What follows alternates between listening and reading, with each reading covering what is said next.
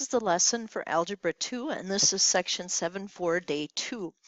Now, what we have on our calculator are two keys that deal with logarithms.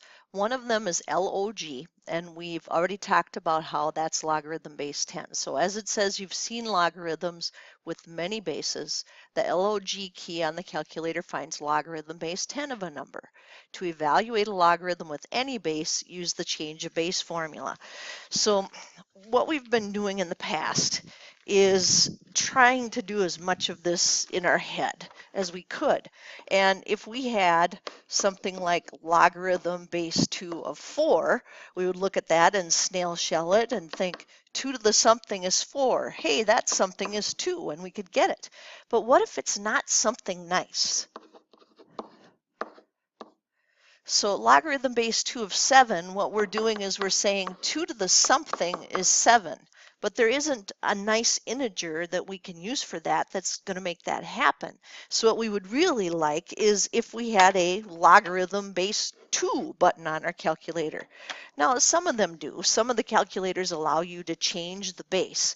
But for most of our calculators, that isn't going to happen. And in fact, usually on testing, such as the ACT, they don't want you to have that button. They want you to know what's called the change of base formula. So that's what we're looking at here, this change of base formula.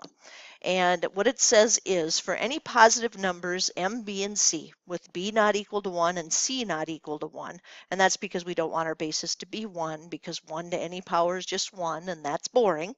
What we're going to do is we're going to use the change of base formula. And what we'll see here is that as long as we use the same base for the numerator and the denominator, it doesn't matter what the base is. And what that means to us is that we get to pick. And if we get to pick, we're going to want to pick one that's on the calculator, which is the log. So when we do this, we're going to take logarithm base b of some number m. We're evaluating this m number. And to punch that in, what we'll do is we'll take the logarithm of the number that we are evaluating. So that's the big M number right there. And we'll divide that by the logarithm of the little number, which is the base, right here. So it's always logarithm of the big number we're evaluating over logarithm of the base. And what that does is that allows us to use the calculator to find the logarithm base 2 of 7. So let's just start off with that one. If we follow the rules of the change of base formula, that means we're going to take the logarithm of 7 and we're going to divide it by the logarithm of 2. And that should get us the power that we have to raise 2 to get 7. So let's give that a try. And hang on now, I've got to work my way back here.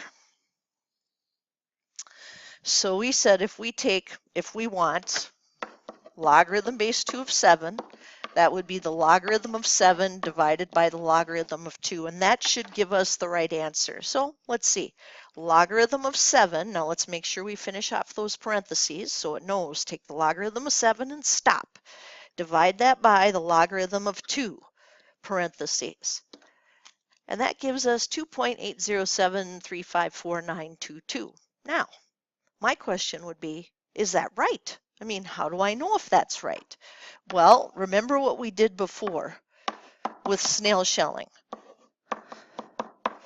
2 raised to that power has to give us 7. So let's give that a try. 2 to the, and we're going to use second negative because that pops our answer up as the power. Hey, that's 7. Look at that. Now, if we had rounded to 2.8, it wouldn't come out perfectly to 7. It would get us something reasonably close. But what we're hoping for is those nice answers. And yeah, they're probably going to go to maybe 4 decimal places when they give you these, and that's because generally that's how we have done that through history, is that our logarithms will go to at least 4 decimal places. So go back to your notes here and see what they have for us next. So this one says, what is the value of each expression? And it's the logarithm base 81 of 27. So what I want to do is take the logarithm of the big number that I'm trying to evaluate and divide that by the logarithm of the base, which in this case is going to be 81. So back to the calculator, log of 27,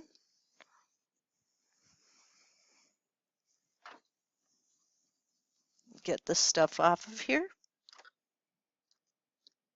parentheses, divided by log of 81, parentheses. Now that came out to something nice. Well, if it's something nice, hopefully we could say, oh, 75 100ths, that's 3/4 in our head. But if we can't, we do math, number one, and there it is. So it's 3/4. And when we can give that exact answer, by golly, that's what we want to do. So that's 3/4. But again, you want to show that you understand how to use the change of base formula. So most of the points for a problem like this, most of the points on the test will come from that work, the log of 27 divided by log of 81. And that's because we're trying to use the properties of logarithms. That was our objective. It wasn't, can you use a calculator? It was, do you understand the properties of logarithms, of which the change of base formula is a big one. So then for B, it'll be the logarithm of 36 divided by the logarithm of 5. And again, we'll grab the calculator. Log of 36, parentheses, divided by log of 5, parentheses, enter. Now, that doesn't look like anything that's recognizable. So with that one, we would just round to 4 decimal places. So 2.2266. 2.2266.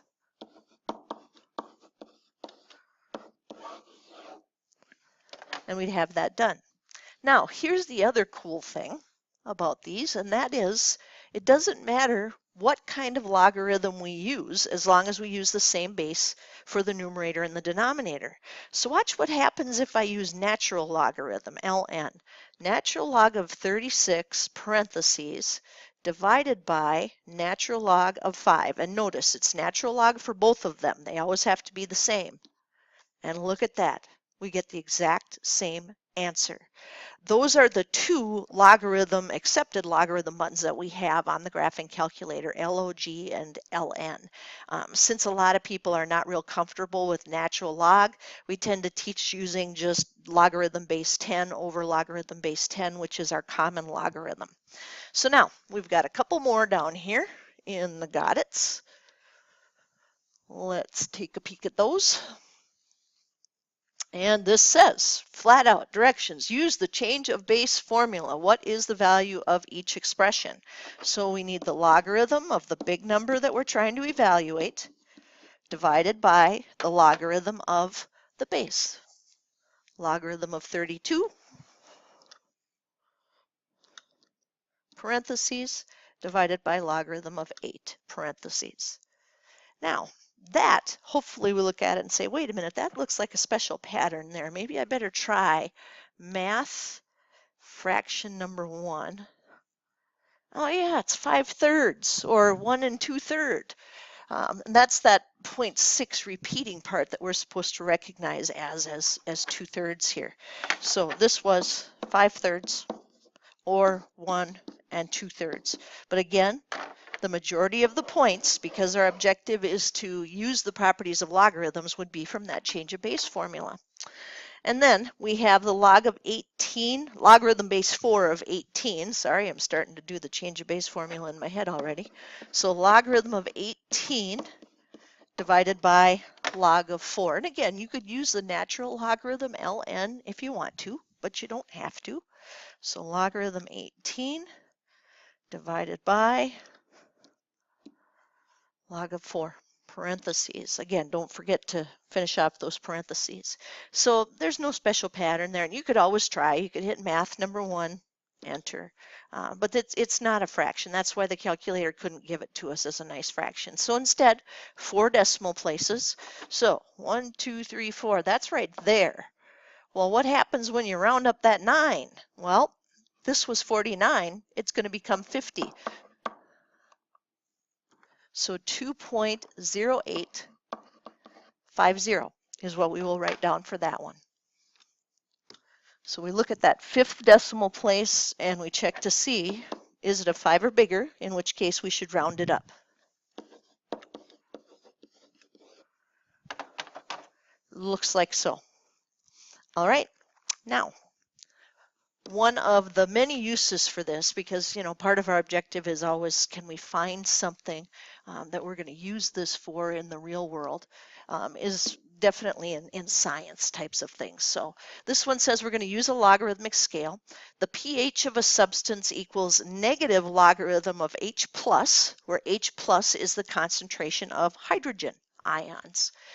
And H plus with a little subscript of A here is for household ammonia, and that is 10 to the negative 11th. H plus V subscript is vinegar, and that's 6.3 times 10 to the negative 3rd. And it says, what is the difference of the pH levels of ammonia and vinegar? Well, let's see here. So I decided to go ahead and go with a little notation here first, and really this is part of making a model out of this. So we have the negative log, because it said we're going to use that for the pH, the negative log of ammonia,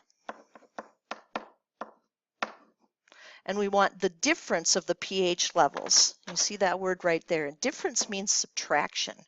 So we're going to have to subtract the pH level of the vinegar, which is negative log H plus vinegar, like so. So now we take a look at this and we think, okay, how are we going to make all of this happen, and we have a negative log of H plus A and a negative of H plus V. So I start thinking, well, doesn't this just work like normal numbers? Wouldn't minus a negative be a plus?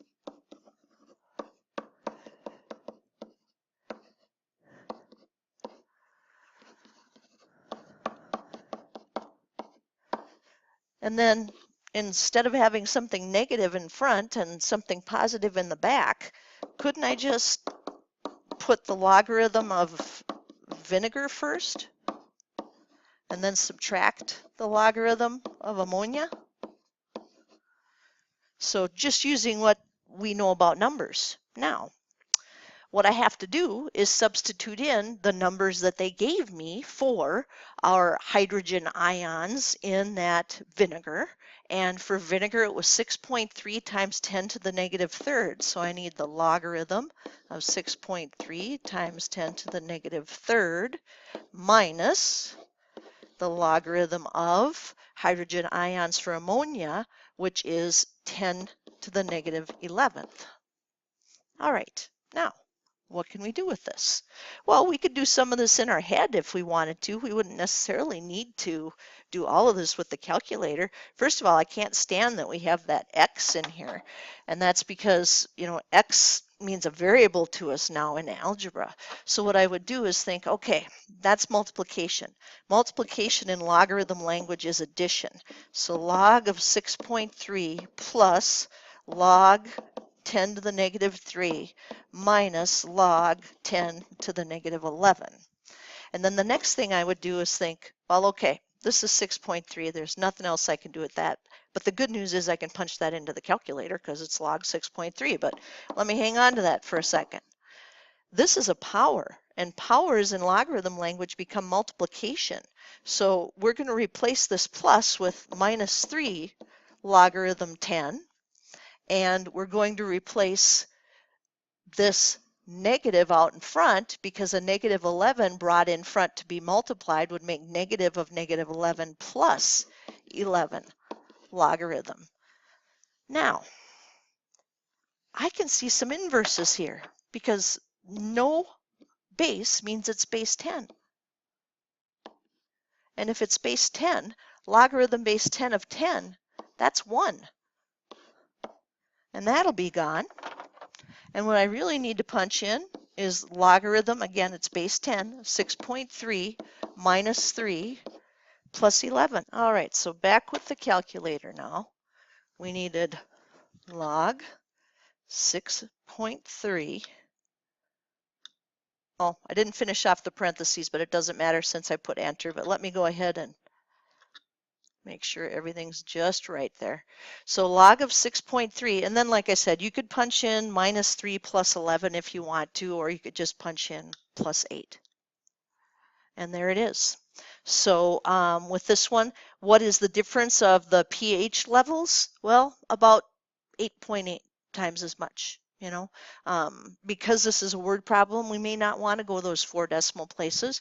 We could say 8.7993 times as much. And that would definitely, give us more than enough room to be correct here about what we had. So, and this was approximately since we rounded. So approximately, like I said, 8.8 times greater, or go after the 4 decimal places, 8.7993 times is greater.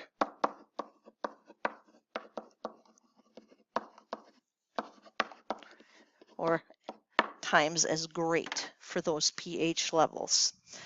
And then for the got it number 4, we just decided to go ahead and skip that one.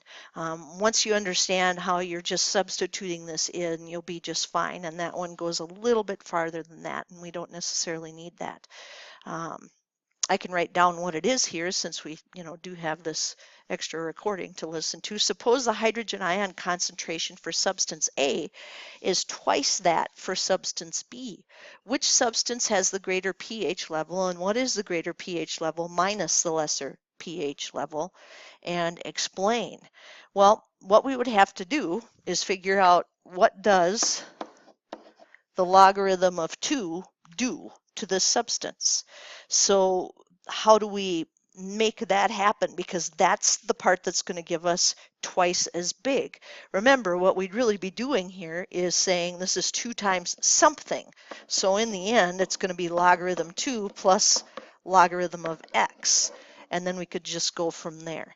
But like I told you, we don't necessarily have to go through all of that. So what you do need to do, because we have met our objective here, which was using those properties of logarithms, is the day 2 assignment. So section 7.4 day 2, page 466 to 468, and 30 to 37, 39 to 44, 56 and 57, 60 and 61, 63 and 68 to 72. And that'll prepare you for what we need from this section.